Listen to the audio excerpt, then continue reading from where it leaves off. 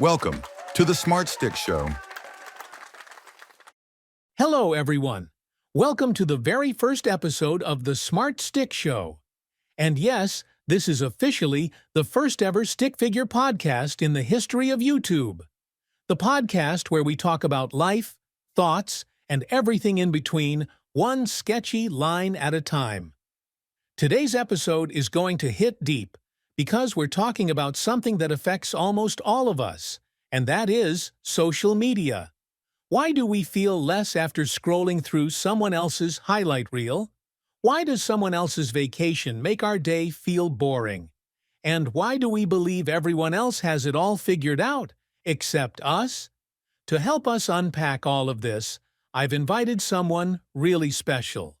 Dr. Cherry, a therapist who specializes in digital behavior and emotional well-being. Dr. Cherry, welcome to the podcast. Thanks for having me. I have been looking forward to this. Social media is such a powerful tool, but it's also become a mirror where many people lose sight of their own worth.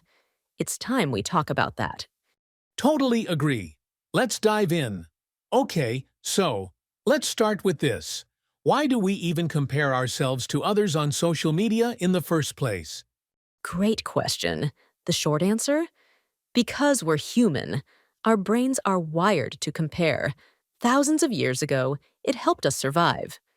But now, we're comparing our ordinary Tuesdays with someone else's filtered Bali trip or gym selfie.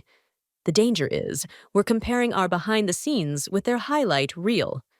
It's not fair, but it feels real. Yeah, I scroll through reels and suddenly I feel like my life is boring. Like everyone's making money, traveling, glowing up, and I'm just eating cereal in pajamas. Exactly. And that cereal moment? It's real life. But here's the tricky part. On social media, people rarely share the days they cry, the fights they had, the breakups, the failures, the insecurity. So what we get is a filtered illusion of perfection, and we compare our unfiltered reality to that illusion. Right, and it's like when someone posts, "just bought my dream car," or "living my best life," we feel like we're behind, like we're missing out. That's the FOMO effect. Fear of missing out. It can lead to anxiety, low self-esteem, even depression. And what's sad is, we never ask, what's behind that post?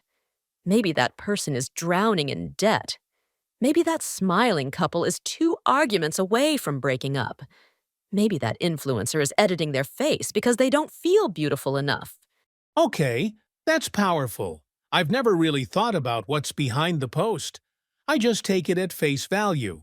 And then I end up feeling like I'm not doing enough. And that's exactly what I see in therapy sessions. People come in feeling like failures just because they're seeing filtered success online. But listen to this. You can't compare your Chapter 3 to someone else's Chapter 20. And even then, maybe their Chapter 20 is heavily edited. Okay, that line was on fire. I'm putting that on a sticky note on my mirror. Don't compare your Chapter 3 to their edited Chapter 20. Haha. Yes, please do. You know what's even worse, though? Sometimes I post something, and if it doesn't get many likes or comments, I start questioning myself. Like, was that dumb? Am I boring? Do people not like me? Oh, yes. That's called validation addiction. Social media platforms are designed to keep you hooked on likes, comments, shares. They trigger a dopamine hit. But over time, we start associating our self-worth with that number. And that's dangerous, because you're handing over your confidence to an algorithm. Wow, handing your confidence to an algorithm. That's deep. So what do? Social media isn't going away. How do we stay sane while still being online? Love that question. Here are a few tips. First is, curate your feed. Follow people who inspire you, not people who make you feel like you're not enough. Second, Remember, it's a show. A perfect body, perfect home, perfect life. It's often just branding, not reality. Third is take digital detoxes. Log off sometimes. Reconnect with real life. Fourth one, post for expression, not validation. It's okay to share your life, but don't chase approval. And the last one is practice gratitude. Seriously, gratitude rewires your brain. Focus on what you have. Those are gold. I feel like we all need to remind ourselves that real life doesn't need filters, and that just because someone looks happy online doesn't mean they're not hurting offline. Exactly. You never know what someone's truly going through. That's why kindness matters. And why being kind to yourself matters even more. That one hit right in the sketchy heart. So if you're listening to this right now and feeling low because someone online seems to be doing better than you, just take a deep breath. You're enough. You're not behind. And guess what? Nobody posts their crying in the bathroom moments, but we all have them. Beautifully said, Mr. Stick. You are not defined by your follower count. You are not your likes. You are so much more than a curated online image.